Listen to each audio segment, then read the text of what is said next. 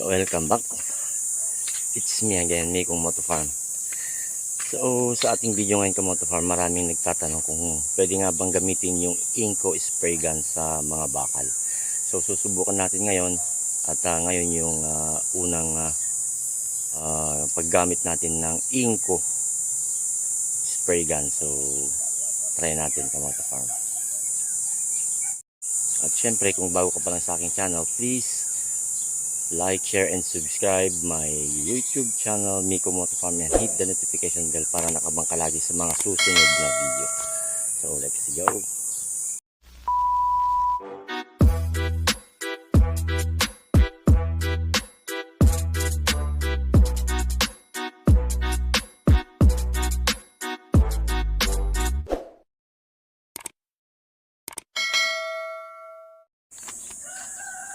So, ito yung ating pipinturahan, tubular.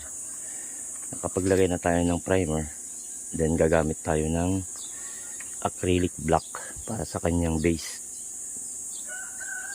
So, yun yung gusto ng may-ari, black. So, yan. So, bago natin umpisahan, siyempre padaanan mo natin ng liha.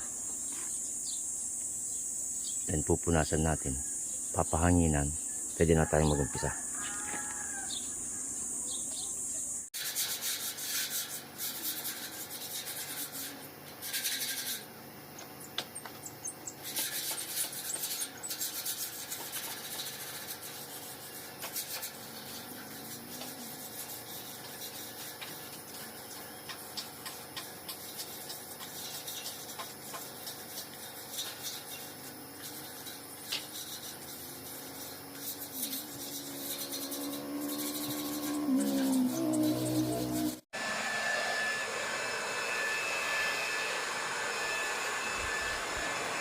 So, ito yung gagamitin nating block, automotive acrylic block. Time out, tapos acrylic thinner high gloss. Yan. Ito yung sukatan natin, 1:2.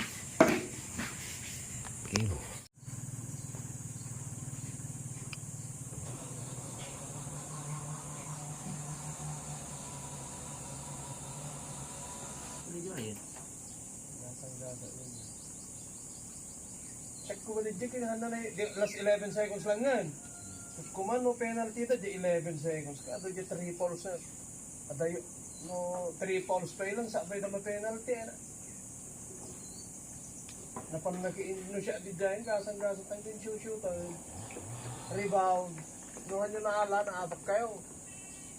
Insyo na ka. Tulag na di kada, tawag na. Iso nga ro, di dahil. Tulag na to. Tulag na talagang han na i-shoot. Puro shoot na dyan may isa. Han na order na i-shoot pa rin damon. Nag-free throw. Yung may kadwa di naman na shootan. Insyo na.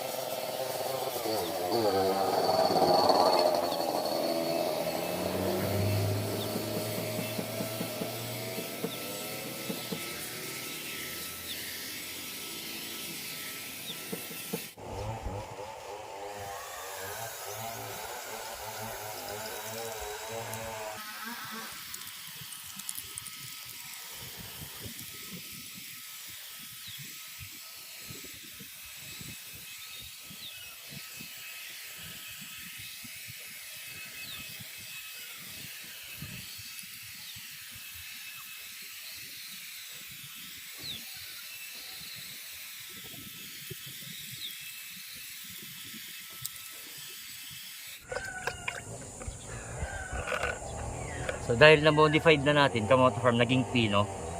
Yung buga, maganda. Yan.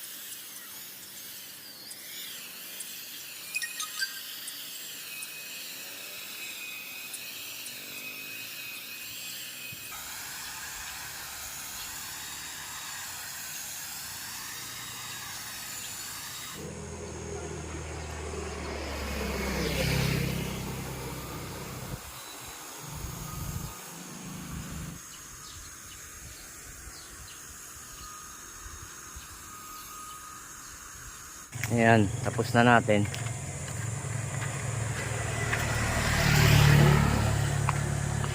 So, sa mga nagtatanong kung pwede yung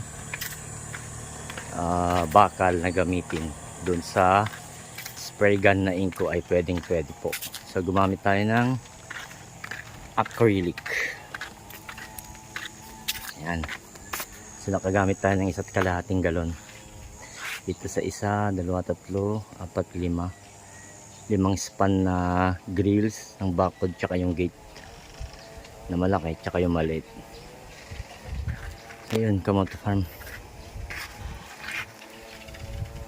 Kung nagustuhan mo yung video ito, please subscribe my YouTube channel, Miko Moto Farm, and hit the notification bell para nakabang ka lagi sa aking susunod na video.